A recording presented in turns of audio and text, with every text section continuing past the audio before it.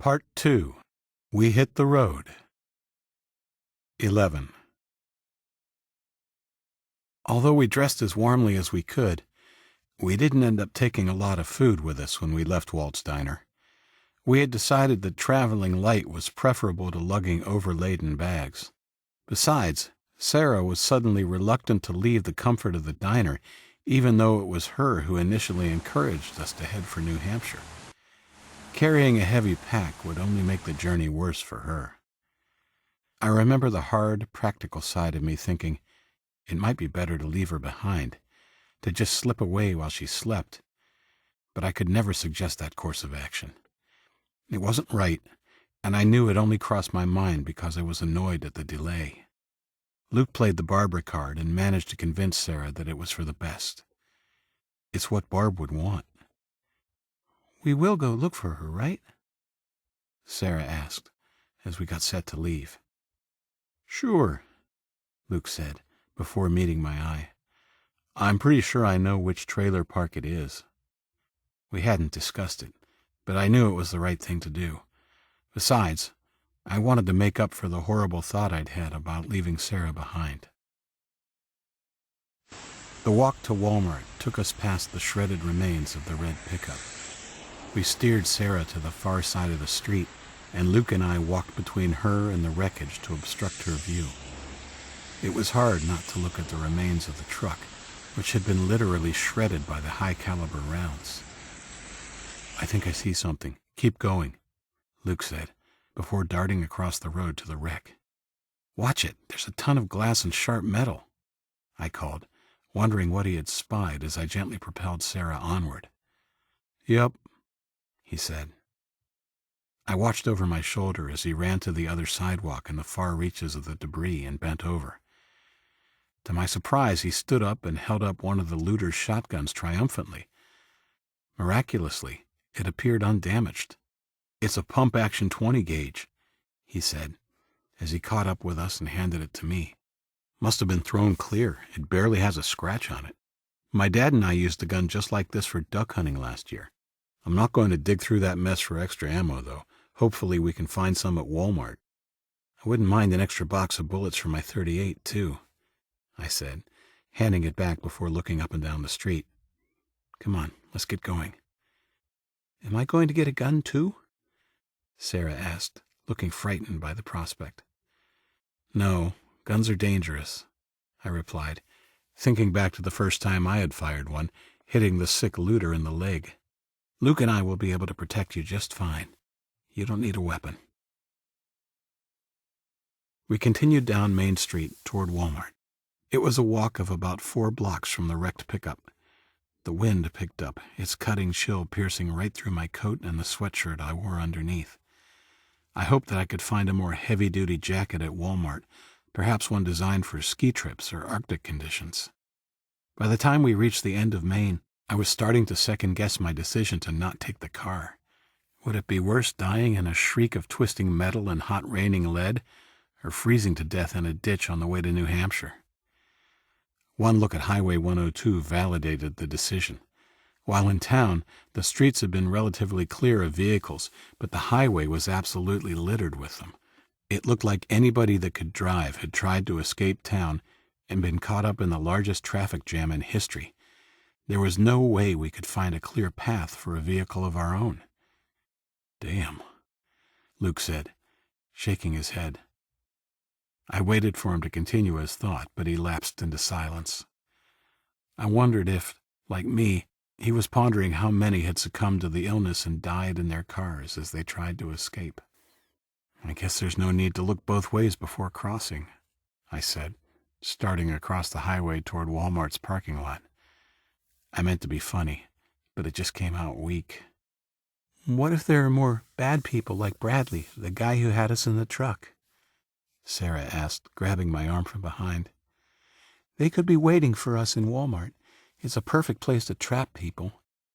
"There could be bad people any place," I said, trying to sound reassuring. I could tell that the poor girl was on the edge of breaking into tears again.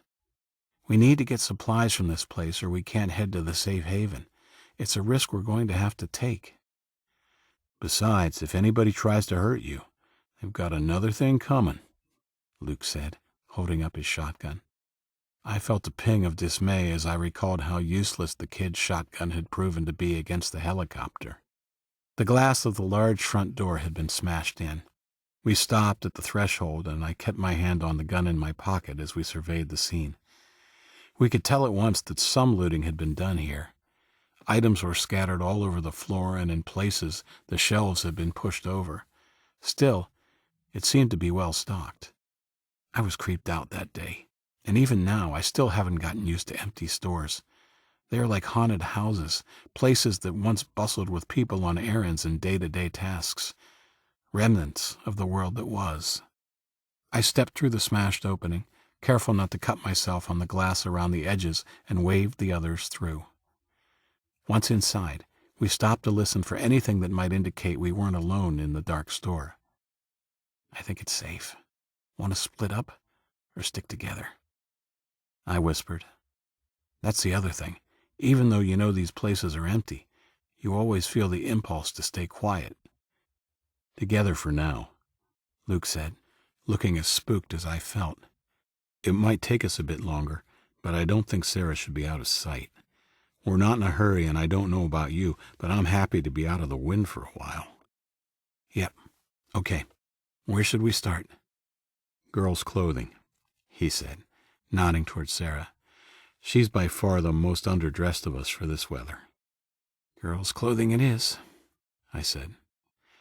"After that, some warmer clothes for us, and a trip to the camping section might be in order." It didn't take us long to get Sarah bundled up with some good winter clothing, including a pair of galoshes, some extra pants, and thermal shirts. We put them in a new backpack for her. She was mostly quiet, nodding her head or shaking it as we suggested various items of clothing to her. Looking back, it's easy to see that she was still in shock from what she had seen, heck, from everything that had happened to her. In reality, we were probably all in shock, but I guess my history was helping me to adapt more readily than would otherwise be the case. As for Luke, well, apart from the slight crack in his voice when he mentioned his parents, he seemed to have weathered the storm remarkably well. I figured he was just made of sterner stuff than most. I know better now. Luke wasn't unaffected. It's just that he did a good job of hiding it, and the things I've seen him do since convince me he has the heart of a hero.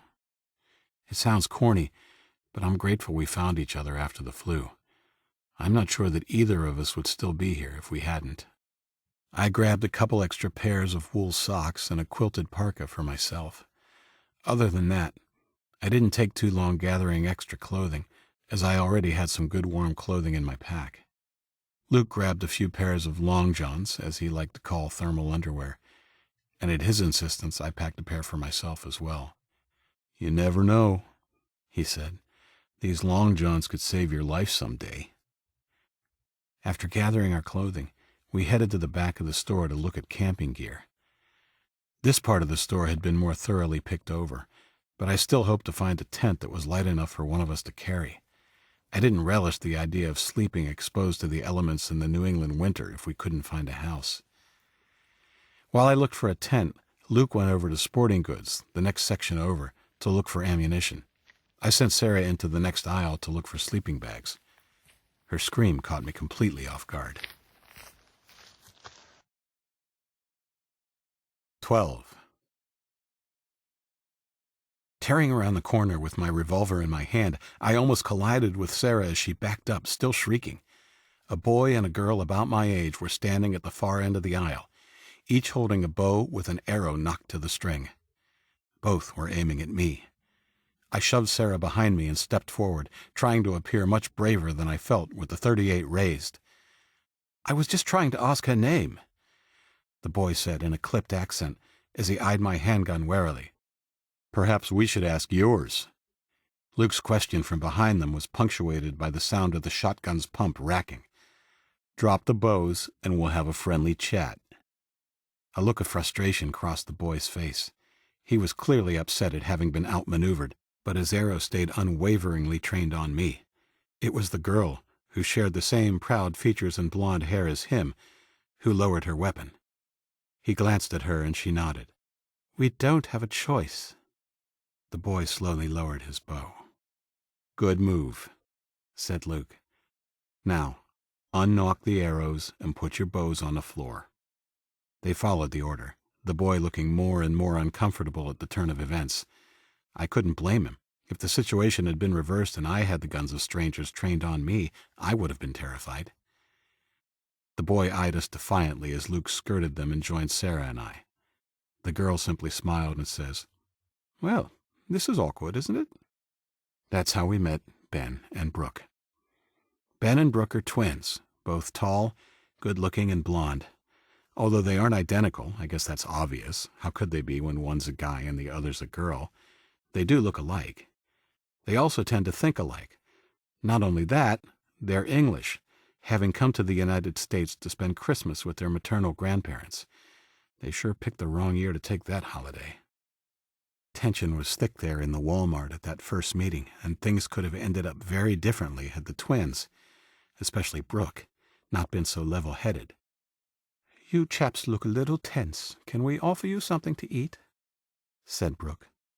"Sure, why not?" said Luke immediately and lowered his gun, smiling goofily at the pretty English girl. I looked at him incredulously. "What?" he said defensively. "They're obviously decent people." I shook my head with a grin and pocketed my own weapon. The twins, Ben still looking a little leery of us, took us back to their lair, the employee break room. They did their best to make us feel welcome, and we shared a cold meal and spoke of our experiences. Their grandparents had succumbed to the flu quickly, and the twins had stayed in their home as long as they could before hunger had forced them to leave. While they were realists, they were still hopeful that the rest of the world wouldn't just let the bloody Chinese get away with it, and that at some point they would be reunited with their parents. As soon as we mentioned traveling to the safe haven we had heard about, they wanted in. Ben even had a solution to the walking problem: bicycles. Walmart had a huge range of bicycles. "Do we have any idea where this place is located?" asked Ben after we finished picking our bikes. "Not really. Have you remembered anything else about the message, Sarah?" I asked, turning to her. "Not really," she replied. "Barbara just kept talking about the dragon clue. She said we would look for it when we got to New Hampshire. That's all I can remember. Wait, there was something about the dragon being on a white mountain." "Dragon on a white mountain? Sounds like something from The Hobbit," said Brooke. "There's a White Mountain National Forest in New Hampshire," Luke said, and grabbed the atlas he had found in the book section of the store. We all stood up and hovered over the table as he leafed through the pages until he found New Hampshire. "See? It's huge, though. It almost cuts the state in half. Unless we have more details, it'll be like trying to find a needle in a haystack."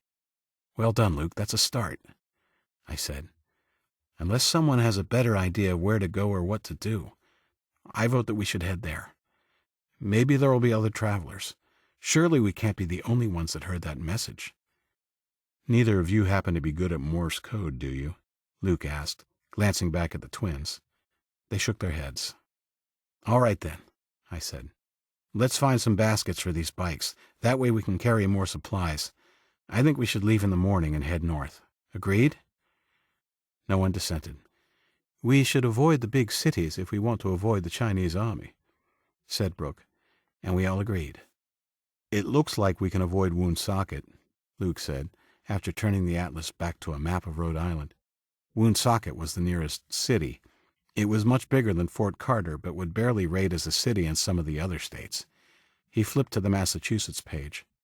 "It doesn't look like we'll be able to skirt around Worcester as easily, though." With a little over 200,000 people, Worcester was a real city, the second largest in New England after Boston. "If we have to go through it, we will," I said. "But maybe something else will come up before we get there." "Sounds like a plan, man," Luke said, closing the atlas. "I think I'll hold on to this. Could come in handy." "We should grab another one, too," Brooke said. "A backup never hurts." "Great idea," said Luke, a little too enthusiastically. Boy, he had it bad. 13. The sun rose the next morning to find us preparing to leave Walmart. We were all packed. Each of us had a full backpack and the bike baskets loaded with supplies. I loaded the shotgun ammo I found into my backpack as Luke wasn't around. "Where's Luke?" Ben asked. "I think he went to the bathroom," Sarah replied. "Here he is." Luke emerged from one of the aisles holding up a box proudly. "Crossbow," he said, and knelt on the floor. He began to rip open the cardboard packaging. At first I thought it was a toy, but when he pulled out the camouflage-patterned weapon, I saw that it was indeed real, as were the short arrows or bolts or whatever they called them. He slung the crossbow over his shoulder and secured the Velcro belt of 8 holstered arrows to his thigh. "Where did you find that?" Ben asked. "I could do with one of those, too. The bows are too big and clumsy to take with us." "Sorry, this was the last one. It was tucked behind a counter. All the shelves were cleaned out, probably in the panic after the outbreak. Here, you can have this, though." He handed Ben the shotgun. The English boy took it gingerly. "Don't worry, the safety is on," Luke said. I wasn't sure about giving up a firearm for what was essentially a medieval weapon, but I could tell from the loving way he handled it that Luke wouldn't be persuaded to give the crossbow up. We got started not long after. A mile down Highway 102, it crossed the Quaker Highway, which would lead us, after another half-mile or so, to the Providence-Worcester Turnpike. This would give us a fairly straight shot across the semi-rugged and forested southern Massachusetts countryside. It was cold and overcast as we left Walmart's parking lot, weaving our bikes between the silent cars that littered the highway. It started to snow even before we reached the turnpike.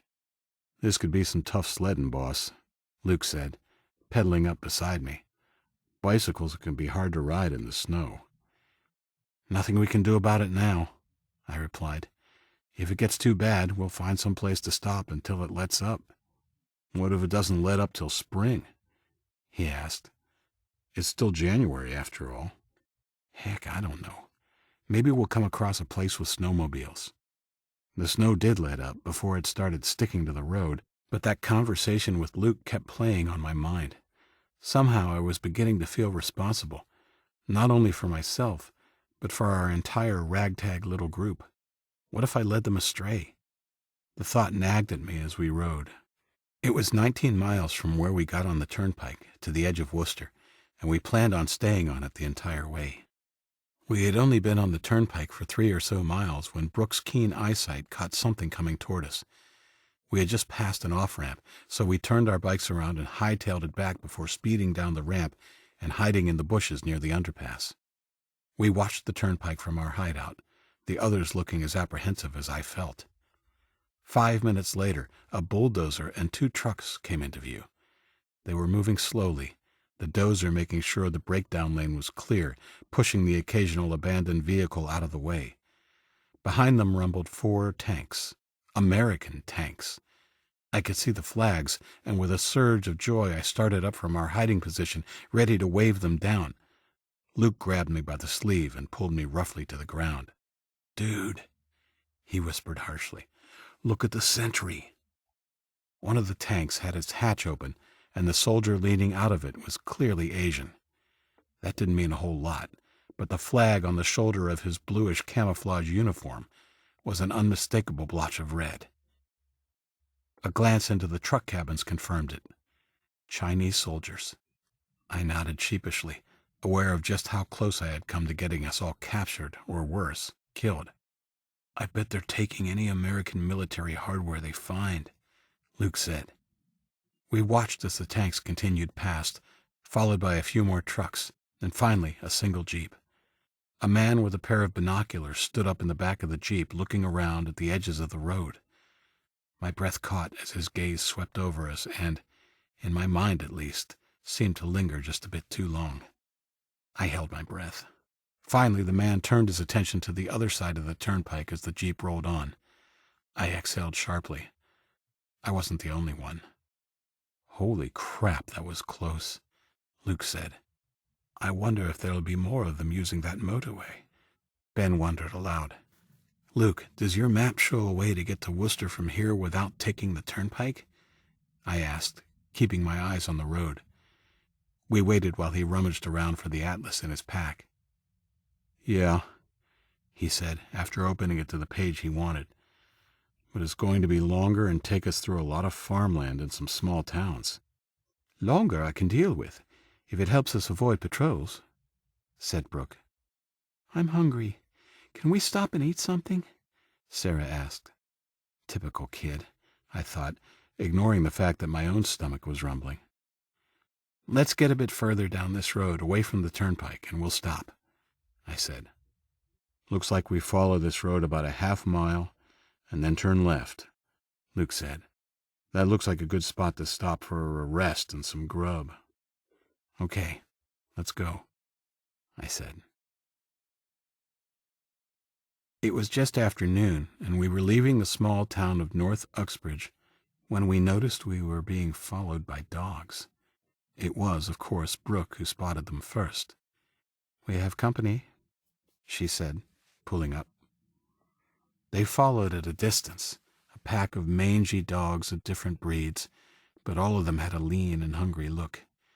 I could make out at least one Alsatian, and there were 2 other big dogs whose breeds I couldn't identify. They didn't come close to us that afternoon, just followed behind, sniffing at our trail. They look terrible, Sarah said when we stopped to rest a couple hours after we first noticed them. Who's been taking care of them, since the flu killed all the grown-ups? Probably no one, Luke responded. That's probably why they're so skinny. Maybe we should feed them, Sarah said, sadness creeping into her voice. We've barely got enough for ourselves, love, Brooke said, putting a comforting hand on Sarah's shoulder. Besides, if you feed a stray, it'll follow you around forever, Luke said. At least that's what my dad always said.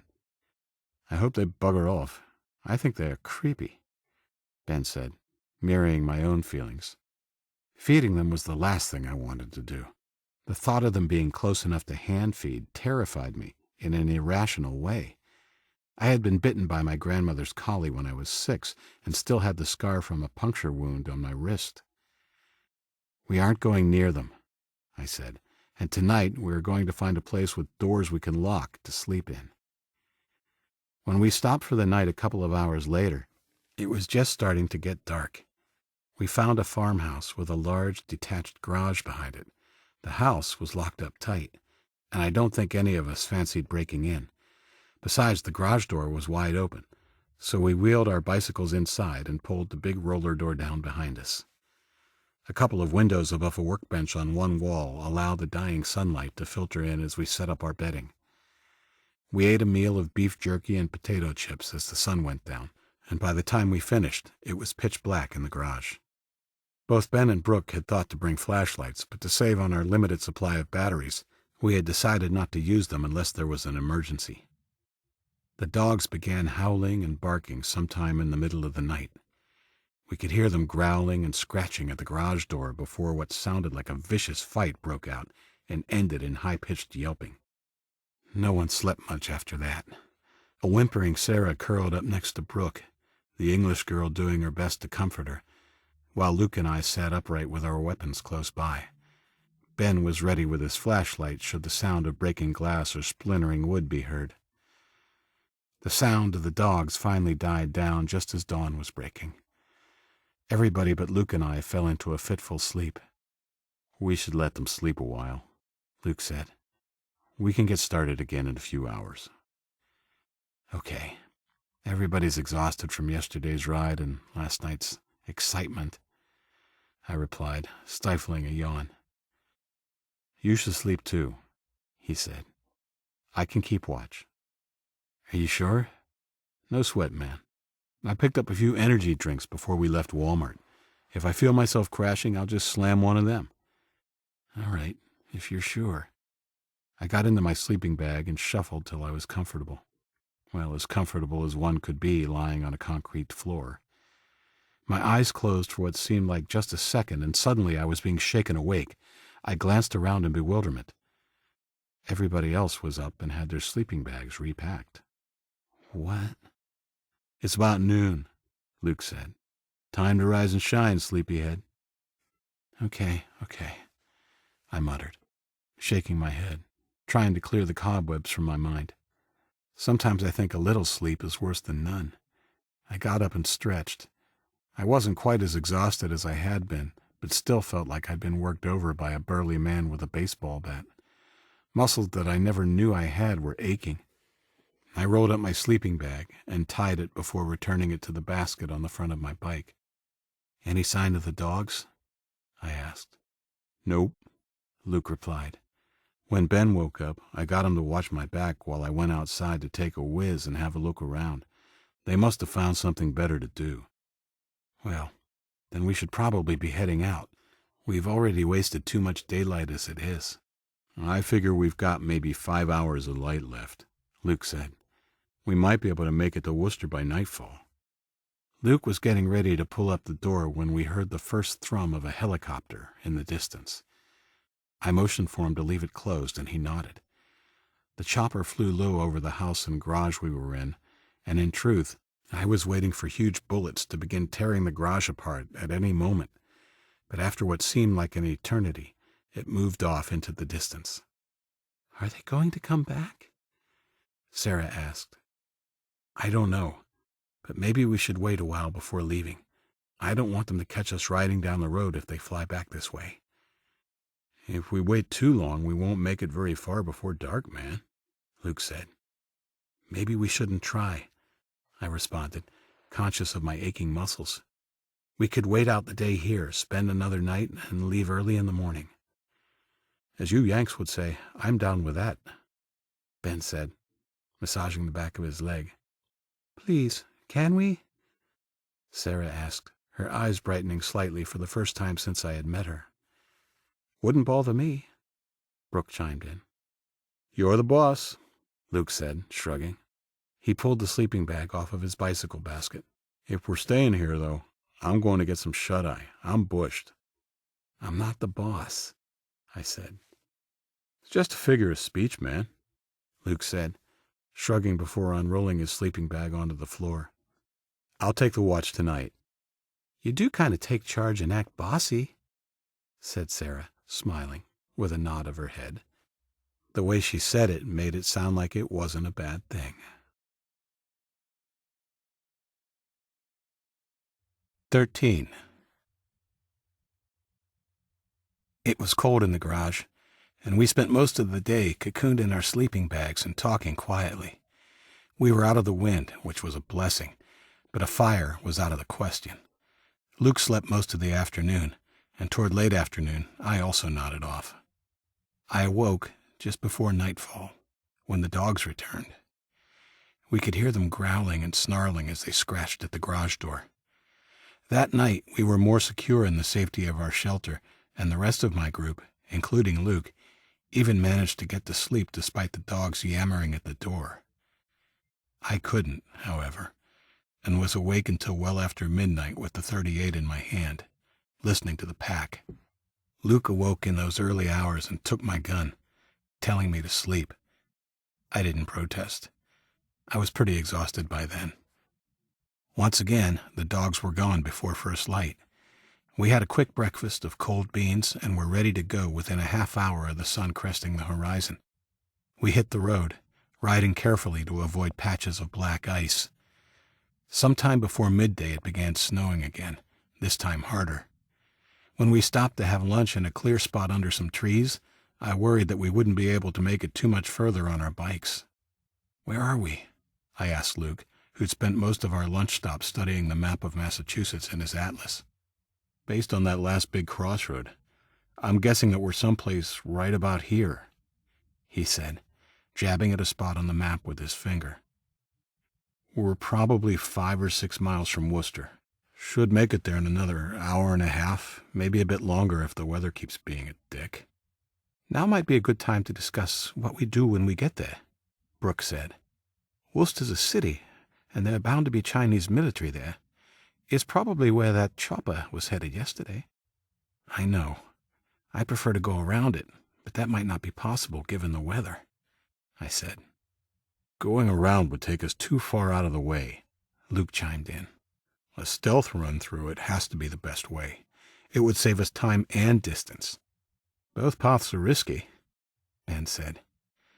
"But given the weather especially, I think we should try to get through Worcester as soon as possible. If that means indulging Chinese patrols, then so be it. But we should wait and make a go of it after dark." Luke nodded. "It would be easier to avoid the patrols that way." "Let's go to the outskirts of town and make our decision then," I replied.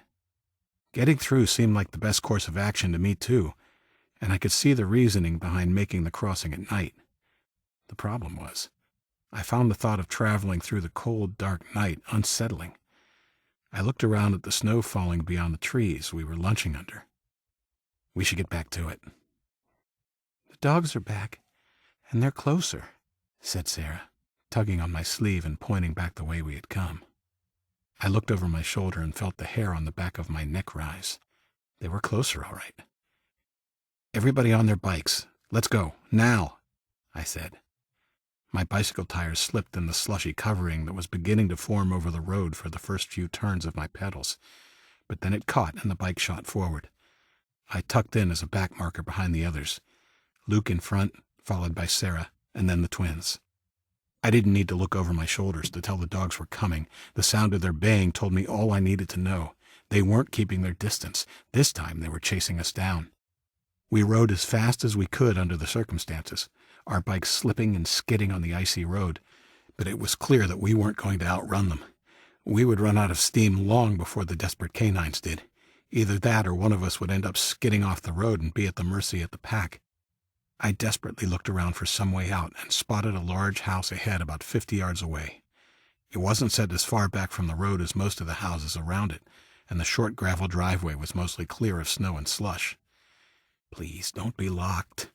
The thought shot through my head so fast that I hardly had time to register it. I sped forward. "There!" I shouted to the others and pointed to the house. "Dump the bikes in the yard and get up on the porch." I angled dangerously off onto the driveway and jumped from the bike before it stopped. I hit the ground running, slipping in a patch of snow. I felt a sharp twang in my inner thigh as I did the splits before catching my balance. The adrenaline running through me masked the pain, and I scrambled up onto the porch, relieved to see that the others were all right there with me, adrenaline powering them all, even Sarah. Ben rushed to the door, and I turned, scrambling to pull my gun from my pocket as the dogs charged across the icy lawn. It was Luke that saved us from what may have been a disaster. With a guttural roar, he jumped off the porch, grabbed the shotgun from Ben's basket, and charged at the oncoming pack, screaming like a maniac. The sight of the crazy human was enough to cause some of the dogs to pull up and comically slide to a stop on the slippery grass. 3 kept coming. Luke fired his shotgun at the pit bull that was leading the charge, and it was flipped violently backwards by the blast. The rest of the dogs scattered, frightened by the loud blast and the yelping of their packmate. Luke paused and watched as the dogs ran off, and then racked the slide of the shotgun to load another round. He stepped up to the pit bull. It was still thrashing on the ground and yelping. "Look away, everybody," he yelled.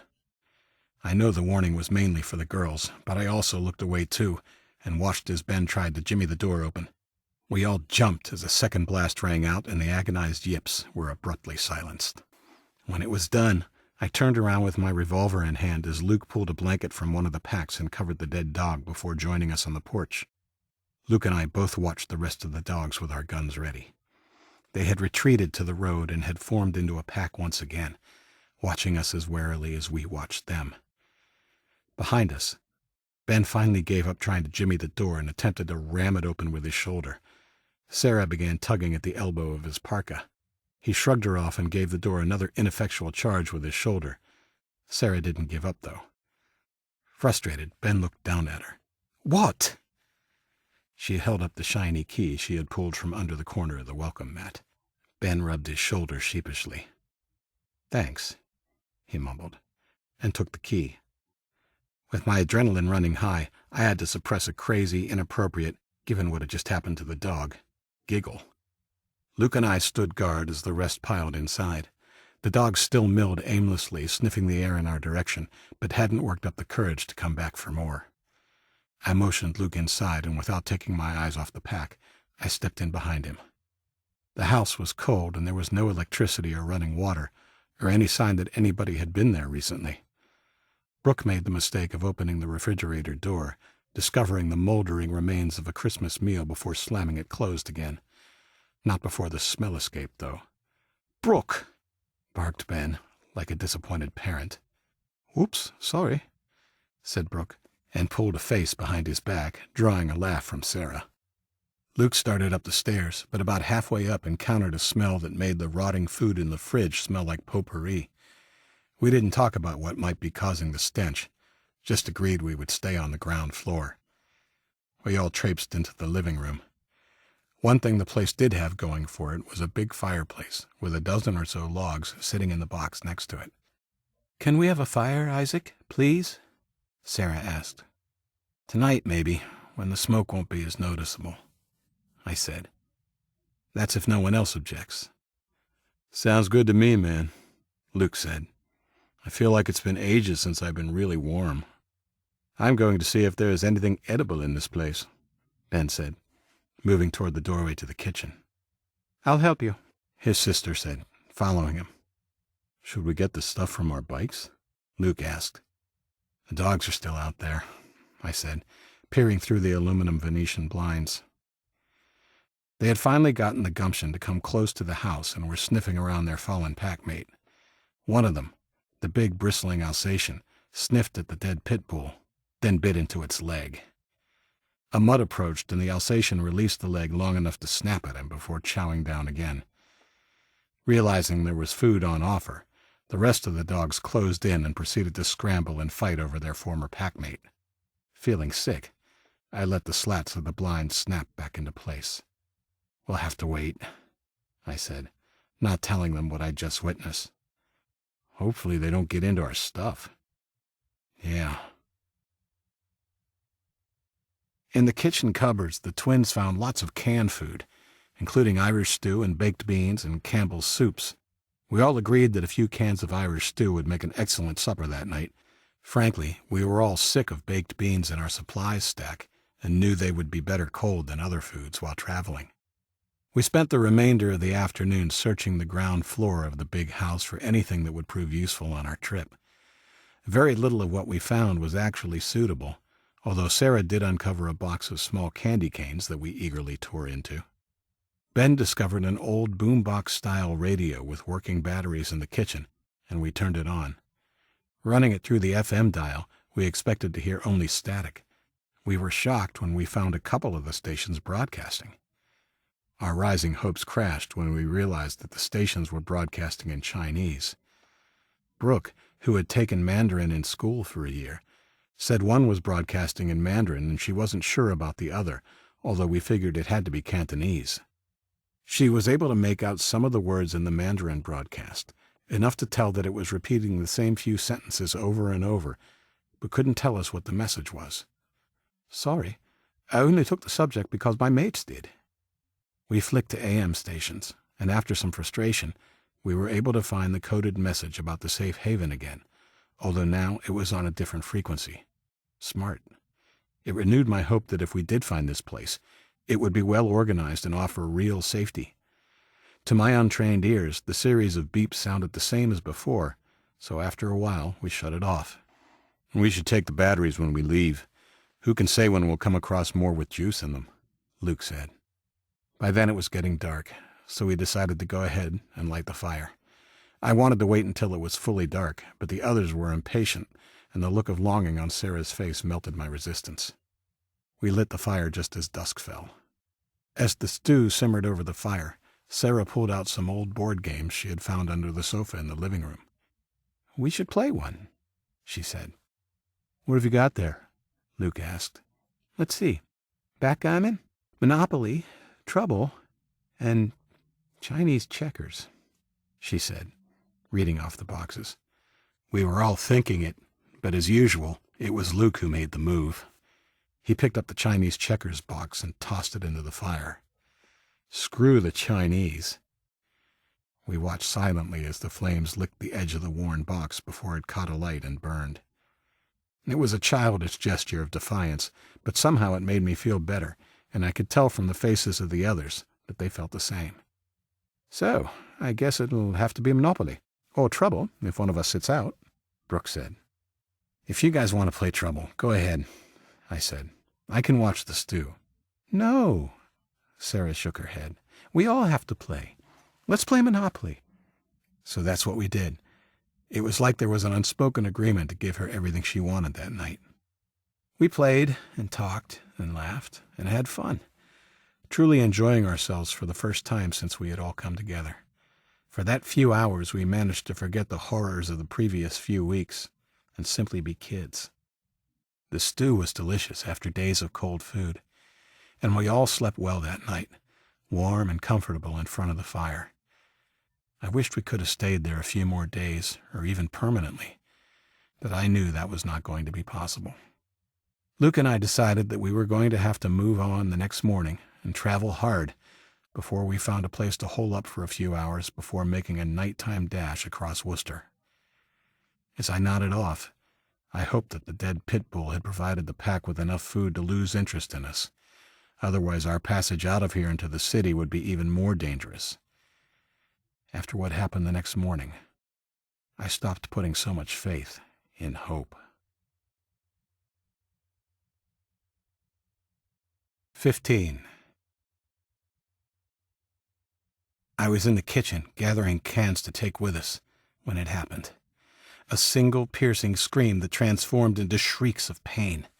I rushed into the living room, pulling my revolver from my pocket as I ran. The front door was open, and I burst through to find Sarah, surrounded by dogs on the lawn, about near where we'd left the bikes.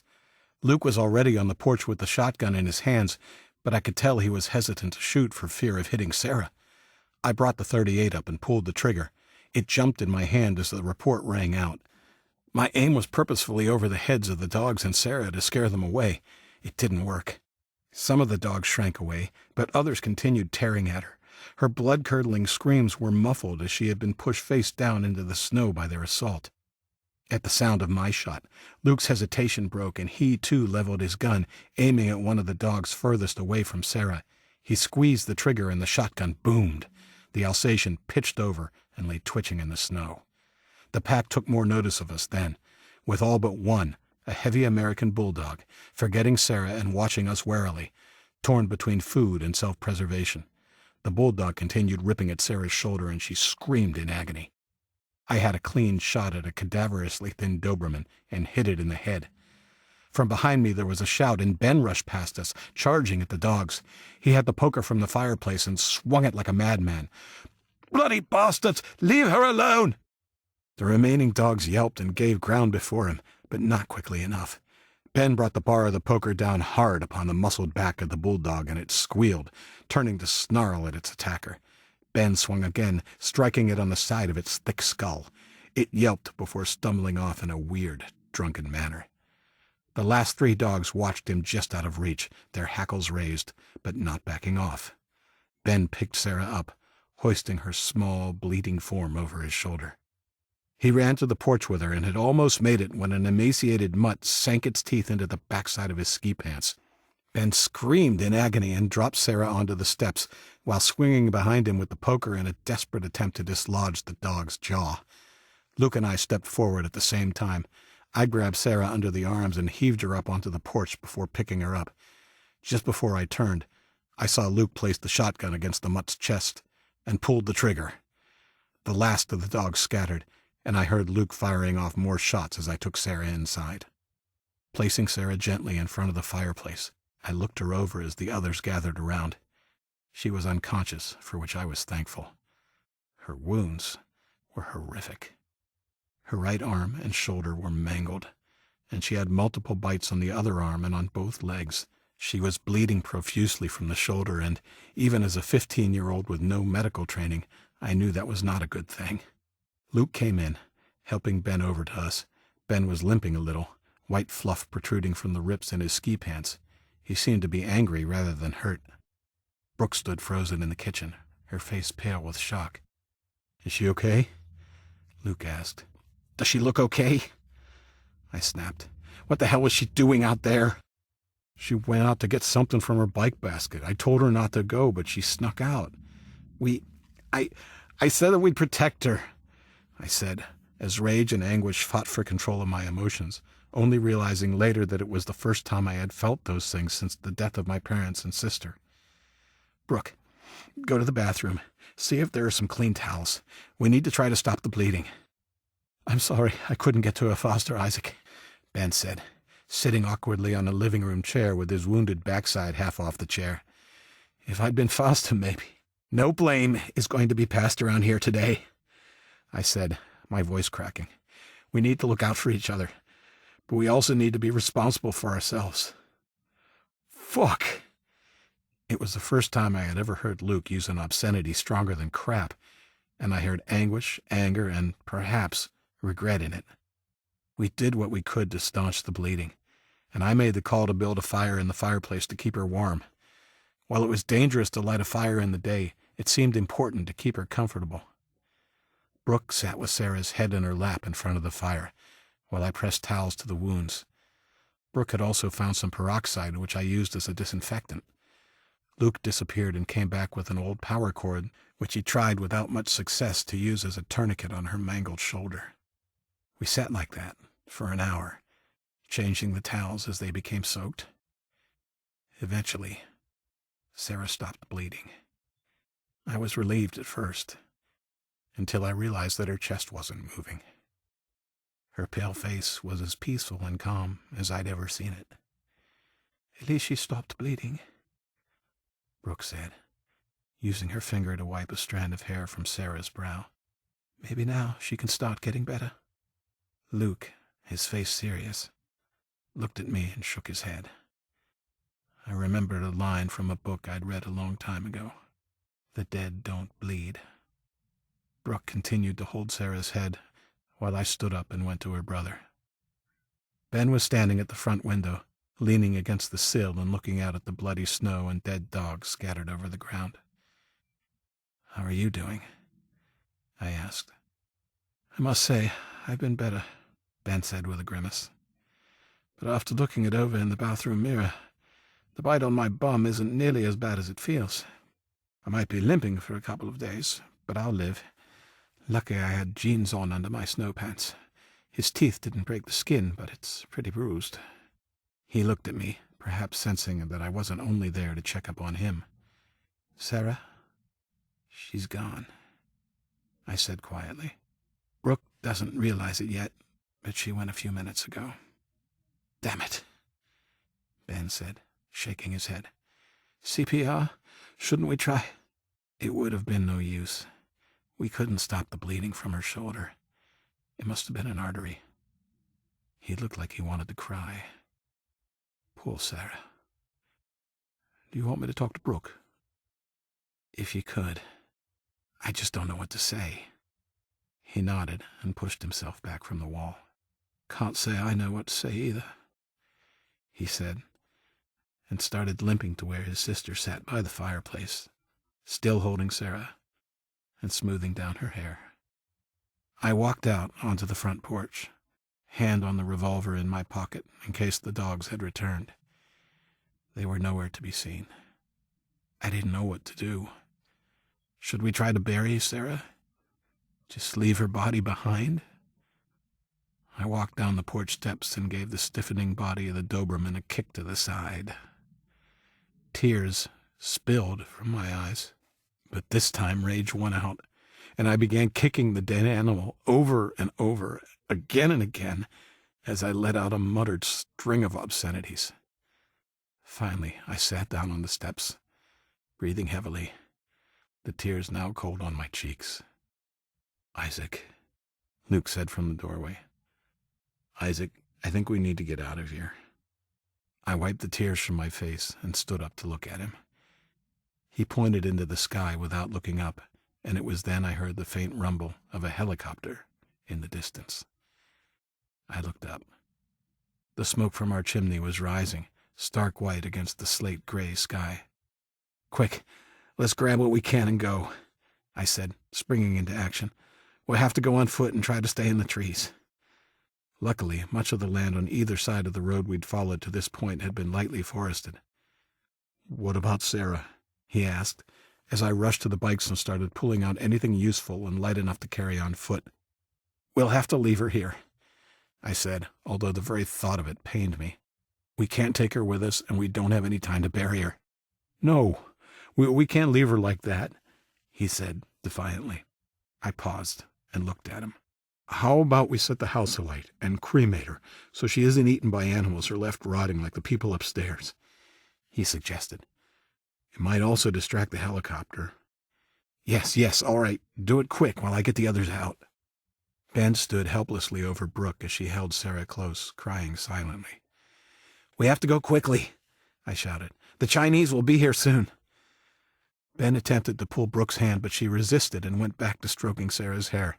I ran to Ben and handed him the pack I'd hurriedly loaded. Go! I knelt beside Brooke and grasped her chin, gently tilting her face to meet my gaze. Brooke, Sarah's gone, I said, looking in her eyes. If we don't go now, right now, we'll be killed too. The message seemed to get through, and still weeping, she slowly slid her legs out from under Sarah and eased her head onto the blanket. Hurry, they're getting closer. Ben, Brooke, and I ran around like maniacs, gathering what belongings we could as quickly as possible, as Luke began splashing kerosene over the sitting room floor and furniture. Enough! Go! I yelled, stopping the twins after a minute. The choppers were too close. Luke bent over Sarah and placed a sheet over her before kissing her shrouded forehead. That small, heartfelt gesture was what amounted to her funeral. And as the noise of the chopper blades got louder, he poured kerosene over her before placing the tin to the side and striking a match. Whoomp! The fuel ignited, and we ran out into the cold. We hid in the cover of the trees a quarter-mile away and watched the oily smoke rise into the sky as two helicopters circled like vultures over a carcass. Brooke's racking sobs were the only sound that interrupted the heavy chop, chop, chop of the rotor blades. 16. The bare, dead branches of the deciduous trees, the most common in that area, didn't provide much cover, but luckily we had found a copse of spruce trees to crouch under as we watched. Thankfully, the helicopters didn't land, and after 10 or so minutes, they finished circling and departed. Great idea to set the house alight, Luke, said Ben. I think it maybe worked as a decoy. I'm pretty sure if we'd only left the chimney burning, they would have landed and searched the area. We'd have been toast. Yeah, good thinking on your feet, Luke, I said, and patted his shoulder awkwardly. Well, it wasn't really about creating a decoy. I just didn't want to leave Sarah like that, he said.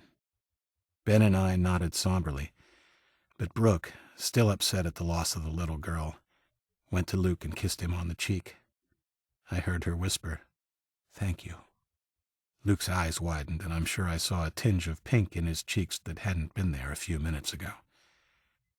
Shame about the supplies, he said awkwardly, bending over and picking up a backpack to distract us, or himself, from the moment.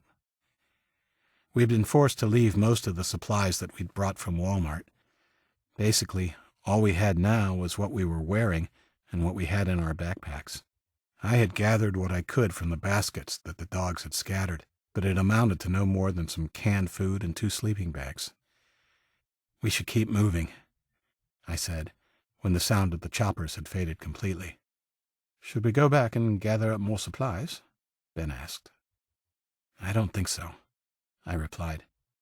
They've scanned the area from the air, but we have to assume they might send a patrol to search the area.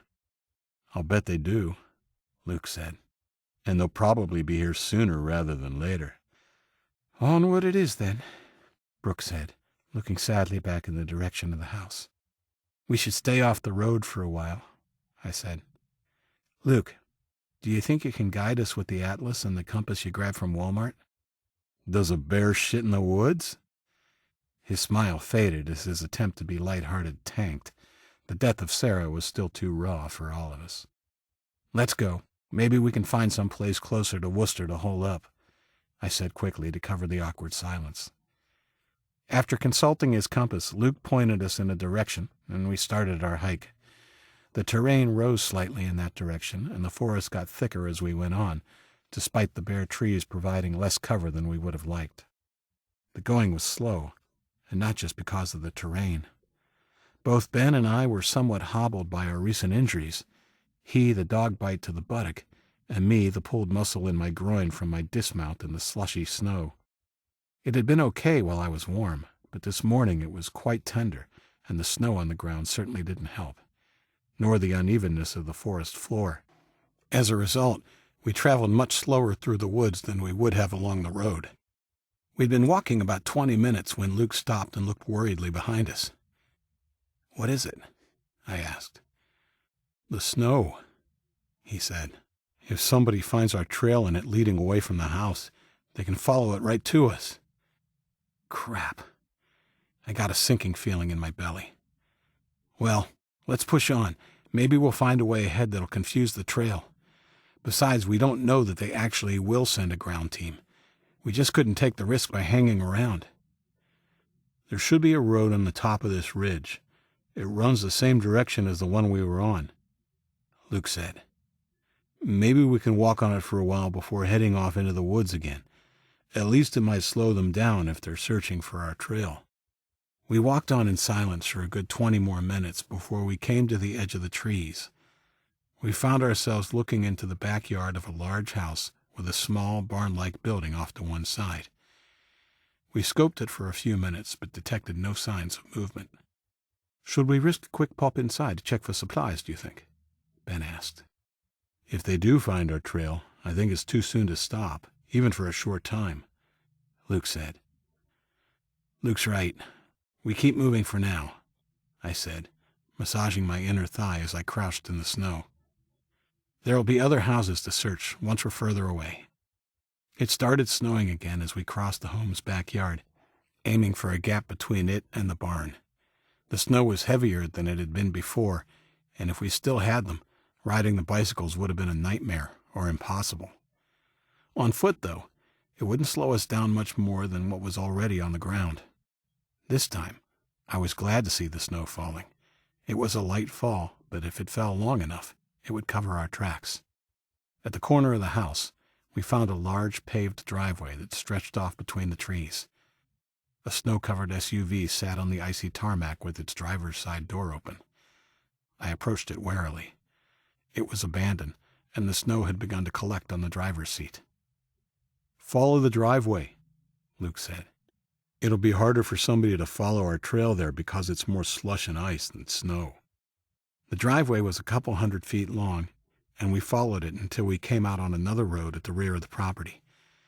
Standing in the shadow of a large evergreen tree, we looked left and right. In both directions, driveways led back to houses on either side of the street, most of them closer to the road than the one we had negotiated. "I say we hang a left," Luke said. "It'll confuse followers because it sort of cuts back against the direction we've been going. And if I remember the map right, not too much further on there's a road we can take to put us back on course for Worcester." "I've got a bad feeling about this road," I said. I'm not sure what it was. The quiet seclusion of it, maybe. It was probably just spooked. But either way, it just felt wrong. Whether I was right or not, I had no intention of testing the theory. "I think we should head straight across, through the backyard of the house, across the way, and back into the trees. It looks like there might be more evergreens over that way, so maybe that will make us harder to track if there's more snow in the branches and less on the ground." "I agree with Isaac," Brooke said. "I don't like the idea of cutting back. I know it sounds clever, but it might just be too clever, if you take my meaning." "In any case, let's do something," Ben said. "It's colder just standing around than it is walking." "I guess I'm overruled," Luke said with a smile. "Across and back into the woods it is." We jogged across the road as best we could, and then up a driveway on the far side. The snow was really starting to come down in thick, wet flakes, and we hurried past the house and through the backyard, veering slightly to put the house between us and the road. We came to a halt in front of a 6-foot-high chain-link fence that separated the backyard from the woods beyond. "Up and over?" Luke asked. "I'm not sure I can make it," I said with a wince as I thought of my aching inner thigh. "Don't be a wuss, man," he said. "We'll help you." Scrambling over the fence turned out to be far easier than I had feared it would be, no doubt because I had 2 other guys to help lift me, and we were soon back under the trees. There were more evergreens in this section of the forest, which meant the ground was clearer and that less snow was falling on us from above. Luke used his compass to keep our course running northeast, the direction he figured that we needed to go. The going was still slow, but we were making steady progress, and I was even beginning to lose my fear that we might be tracked. 20 minutes later, we reached a road running roughly east to west and stopped so Luke could check his atlas. I checked my watch. It was 1:15, which meant that sunset would be in just over 3 hours. "I know you want to avoid the roads," Luke said, "but we'd really make better time by following them." "Yeah, I know," I replied. "We can follow this road for a while if you want, but we have to keep a good lookout. Last thing we want is a patrol catching us unaware." "Thank the Almighty," Ben muttered. In reality, I was nearly as relieved as him. The uneven ground of the forest floor, not to mention scrambling to step over fallen logs and forcing my way through bushes and brambles, had really upped the pain level in the muscle I had pulled. "I think this road is this one here," Luke said, pointing at his map. "It goes from Northbridge back to the Worcester-Providence Turnpike. If we follow it to the left a bit, we should come to a road that branches off northeast. Following that is a straight shot. Well, straight-ish, at least, up to Millbury, which is just outside of Worcester, here." His finger traced a line on the map. "How far are we from Millbury?" I asked. "About 2 miles as the crow flies, but probably closer to 4 following the roads with their twists and turns." "About 2 hours of hard walking, then," said Brooke, tossing a glance at both her brother and I. "Assuming that you two don't collapse on us." "I think I got another couple of hours in me," Ben said. "Me too," I said, with much more conviction than I felt. The snow was still falling, but at least there wasn't much wind as we began our trek to Millbury. Following the roads, we saw no signs of others. No adult survivors, no kids trying to survive on their own, no Chinese patrols looking for anybody. Nothing. The world seemed so empty and peaceful. No planes in the sky, no cars on the roads, no sounds of construction or television. I could almost imagine what it must have been like for the Pilgrims when they first landed on this vast new continent. Mr. Dresden in American History had told us that just a short while before the Europeans arrived, there had been a large and thriving native culture, not only on the east coast of North America, but stretching nearly to the Rocky Mountains. The only reason that the continent had seemed so empty to the Europeans and that they'd encountered so few Native Americans was because a plague had swept through, killing off the majority. While nature had conspired to give the Europeans a continent ripe for conquering and colonization, it seemed that the Chinese had taken matters into their own hands. "Where do you suppose all of the kids are?" asked Luke quietly. "I mean, we've seen hardly any. There's no way the Chinese could have rounded up more than a fraction." I shrugged. I had been wondering that myself, but hadn't liked the answers that had sprung to mind. "Well, it's winter. There's no power or water, no adult supervision, no fresh food." I lowered my voice so Brooke wouldn't hear. "I think a lot would be dead already. In this region, at least. It might be different in some of the warmer states, but then there are probably more Chinese there for that reason. They had to know that the cold would kill a lot of us." "Maybe the dead are the lucky ones," Luke muttered, kicking at the snow. 17. The snow, coupled with Ben's injury and my own, meant that we still hadn't made it to Millbury when the sun started to descend beneath the horizon. "We're about to pass by a town called Wilkersonville," Luke informed us, as we walked past a cemetery with the name St. John's above the gate. "We're still at least a mile from Millbury, though." "We should find some place for the night," I said. "There's no way we'll be able to make it to Millbury before it gets dark." "Yes, I agree," Ben said. His limp had grown more pronounced in the last half hour or so. 5 minutes after we passed the cemetery, we approached a house sitting well back from the road on a half-acre of land. It was big and well kept, and, I have to say, looked inviting in the bright twilight. "That looks as good a place as any, don't you think?" asked Ben. We all agreed it would be a good place to bed down for the night, so we turned to trudge up the long driveway. We were about 30 feet from the front porch when the door opened. revealing a warm yellow light within. Shocked, we all froze in place. My hand crept toward my pocket, and I only relaxed slightly when I saw it was a blond-haired boy about our age, or possibly a year or two younger. He looked around quickly and urgently gestured for us to come inside. Whether it was the cold or the pain or the fatigue, I'm not sure, but we rushed as one toward the door without thinking about it. The boy stepped aside quickly, allowing us to pile in, and slammed the door behind us, shooting 3 large bolts home to secure the heavy door. We came to a standstill, panting and catching our breath as we found ourselves face to face with 3 more teenagers, these ones armed. I felt my heart sink as Luke and the others put their hands up. I nearly pulled my .38 but thought better of it when I saw one of them was pointing a crossbow at Brooke's chest. The other 2 had a baseball bat and a machete, respectively. I took my hand out of my pocket and raised my hands, praying that none of the others would do anything rash. "Hey, sorry to rush you in like that, but we couldn't take the chance of you drawing attention to us," said the boy who had beckoned us into the house, or trap.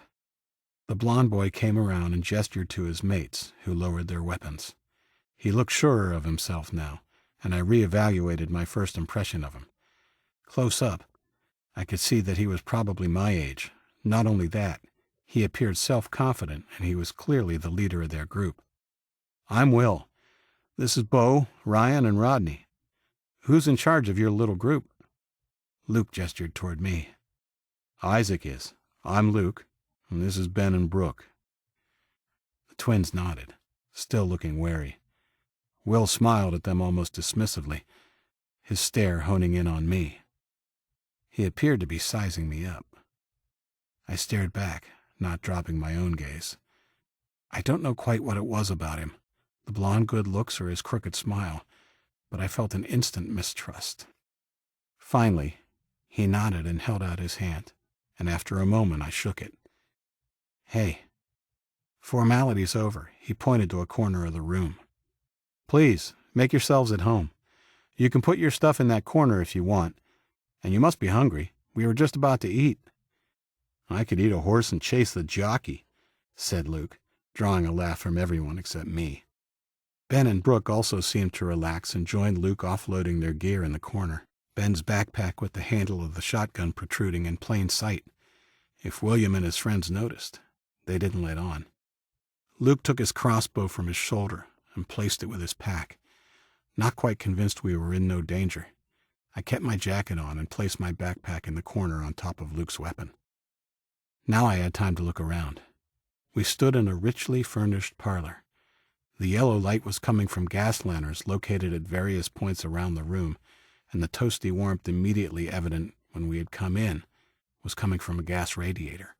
The windows were blacked out by black plastic that hung behind the white lace curtains, effectively hiding the light and the lanterns to the outside. Ben and Brooke followed Will out of the room, and Luke looked at me. I half expected him to tell me he was also wary of the occupants of the house, but instead he clapped me on the shoulder. "Cheer up, Isaac. It smells like hot food." He was smiling ear to ear as he propelled me toward the door of what I could see was a dining room. I didn't like the way the other 3 boys hung back and waited for us to go through. I especially didn't like that they hadn't put their weapons down. I looked back at them and saw the stockiest of the boys, the one carrying the crossbow, Bo, I think, stay behind and settle into a chair by the window. He pulled the dark plastic that was over the window to the side and peered out into the rapidly darkening afternoon. "Bo's our lookout for tonight," said William, from directly behind me. The large dining room opened into a kitchen that was also well lit and invitingly warm. My mouth dropped open. All the available floor and bench space in the kitchen was taken up by canned and packaged food, and against one wall stood a stack of gallon containers of fresh water. On the gas stove, a large, probably industrial, kitchen-sized stock pot steamed happily. I knew instantly it was the source of the wonderful meaty smell that made my stomach rumble despite my uneasiness. Will informed us it was beef stew, and invited us to sit at the huge table that dominated the space. "Ryan, set our guests a place, please. Rodney, you can start to serve." Rodney and Ryan put their weapons on the kitchen counter and got busy. Within a few minutes we were at the table as Rodney, A big, sullen boy went from place to place ladling stew into our bowls. I took in the empty chair next to Brooke, and an image of Sarah flashed across my mind. It was hard to believe that just 24 hours before, we had been laughing and enjoying our game of Monopoly with her. She should have been here, too. Rodney was just serving Ben, the last of us to have his bowl filled with the delicious-smelling stew, when Will clapped his hands suddenly. Entranced by the aroma and ready to dig in as we were, we all jumped.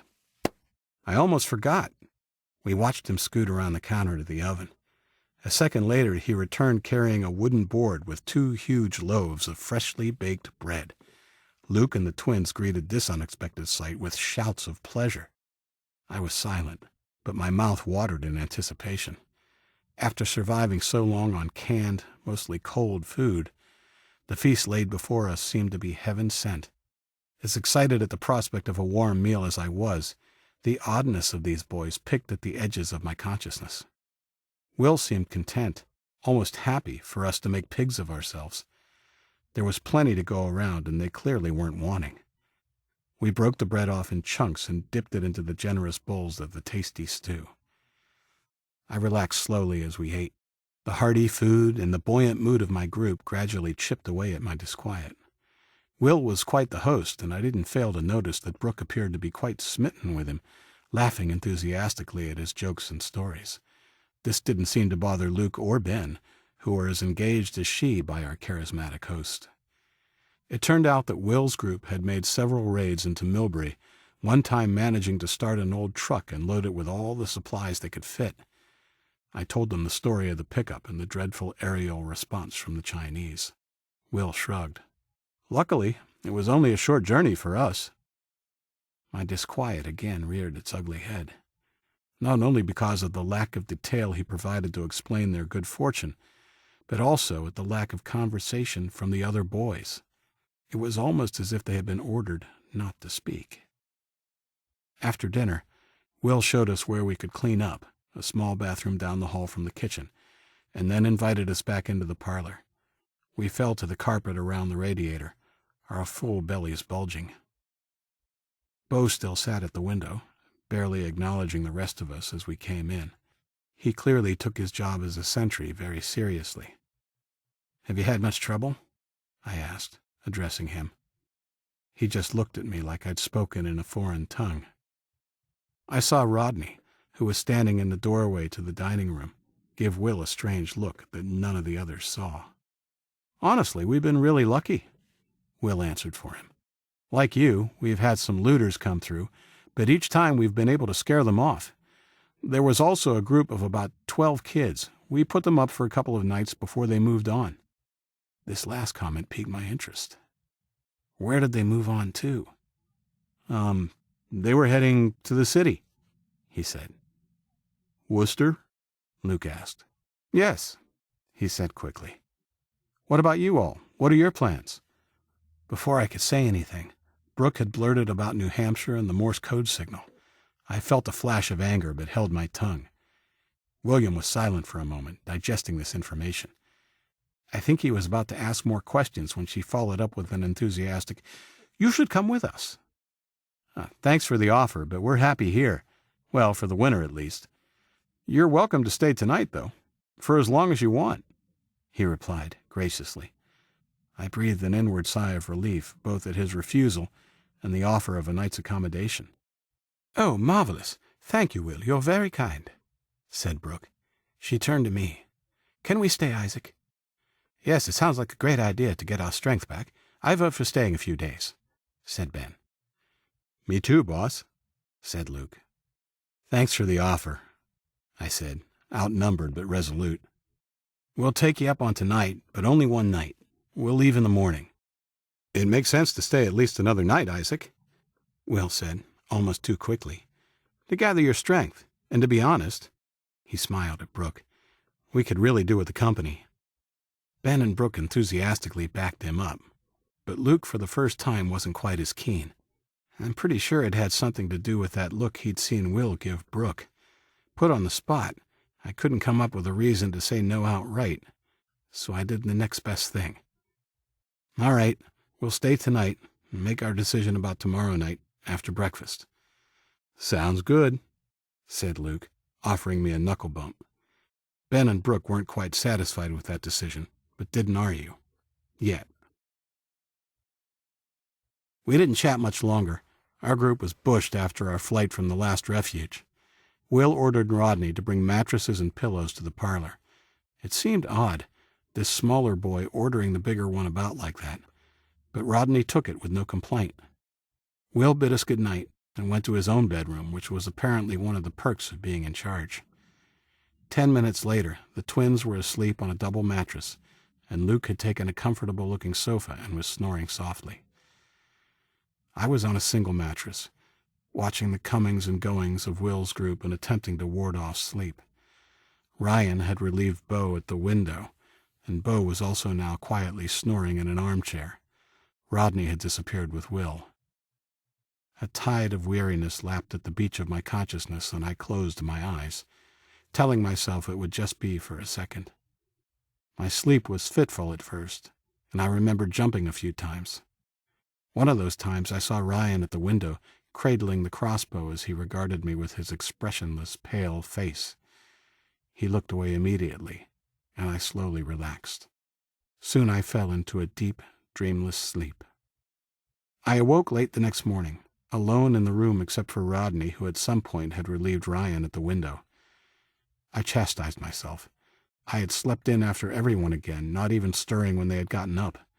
I had read about soldiers being able to sleep at any time and waking up at the slightest noise. I wondered how long I had to live in this new world of almost constant danger before I would be able to do that. "Where are the others?" I asked Rodney. "Out back," he said, without looking at me. I stood up and picked up the jacket I had curled into a ball and used as a pillow. I felt the comforting shape of the .38, and then put the jacket on carefully so as not to drop it. There were plates on the table in the kitchen, with the remains of a pancake breakfast on them. That's not what caught my attention, though. It was the laughing and squeals of delight from outside. I went to the sliding door. Its glass had been taped and blacked out, too. I peeked through a crack and was surprised to see Ben, Brooke, Luke, and the rest of our hosts running around like lunatics throwing snowballs at each other. They were in a private courtyard bordered by a tall hedge. As I watched, Luke failed to duck a fastball from Will and fell on his butt, his face covered in ice. I couldn't help but smile and slid open the door. "Hello, sleepyhead," yelled Brooke, running up to me and giving me a hug as I stepped out. Her cheeks were pink and her eyes watery, and she looked just about the happiest I had ever seen her. Whether my presence was a dampener or the game had come to a natural conclusion, I don't know. But we headed back inside almost immediately, and Will made us mugs of hot chocolate using powdered milk and cocoa. I accepted the last 2 pancakes, and even though they were cold, they were delicious. Will fell into a conversation with the others about the before times, and I excused myself. I needed to whiz badly and walked down the hall to the bathroom Will had pointed out the night before. I had my hand on the door handle when I decided to have a quick peek in one of the other rooms. This was the first time I'd been alone without one of their group within sight. The door swung open on silent hinges, and I found myself looking into what used to be a child's bedroom. I whistled softly. The room's pink walls were stacked high with cardboard boxes of food. Powdered milk, flour, dehydrated eggs, canned vegetables, and more water. Suddenly, Will's explanation of raids on the local supermarket seemed weak at best. This stuff looked like it had been taken from a warehouse. Fair enough if they'd found a gold mine and didn't want to share, but I didn't like being lied to. I closed the door. As I relieved myself, I was even more convinced that we should leave first thing in the morning tomorrow. I knew there was zero chance of persuading the others to go today. I had left my run too late. The rest of the day passed uneventfully with board games and some cards, and after another hearty meal, we discussed our plans for the morning. Rodney, who would be on watch that night, was to awaken us just before daybreak so we could resume our journey. Brooke and Ben tried to persuade me that we should stay longer, but with Luke's support I won out. Will didn't try talking us into staying longer this time. We soon found out why.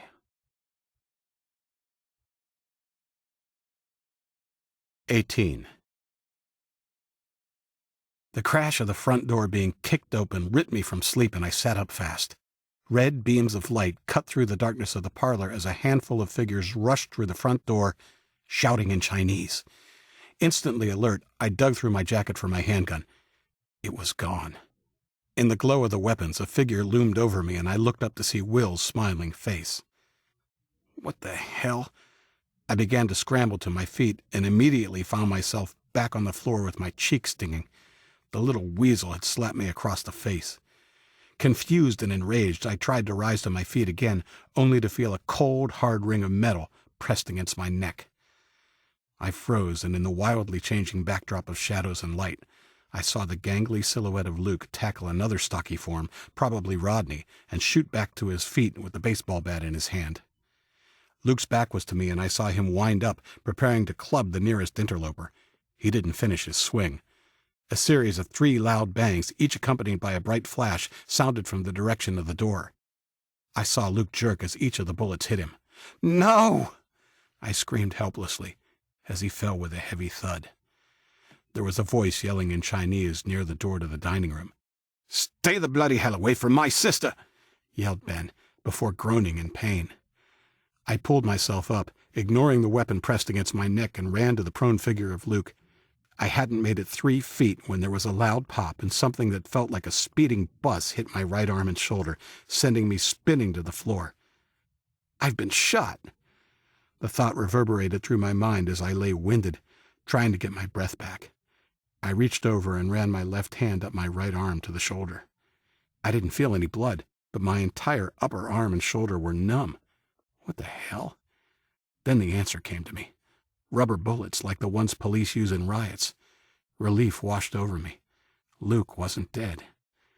Someone shouted in Chinese again, closer this time, and I was pulled roughly to my feet. One of the lanterns was lit, and I turned to look, my eyes swimming with tears of pain and frustration. Will approached one of the Chinese soldiers. By the light of the lantern, I saw the soldiers were all clad in black and carrying strange, large-barreled guns. The treacherous bastard handed my pistol and Luke's crossbow to one of them, then turned and approached me, smiling. "You won't be needing those anymore." Fury engulfed me, and I broke free of the soldier holding my arm and hammered Will square on the nose with a beautiful right hook. His nose crunched under my fist and gushed technicolor red as he fell backwards with a groan. I stood over him waiting, almost praying for him to get back up. A hand turned me and a Chinese rifle butt caught me dead center in the forehead. The world went dark.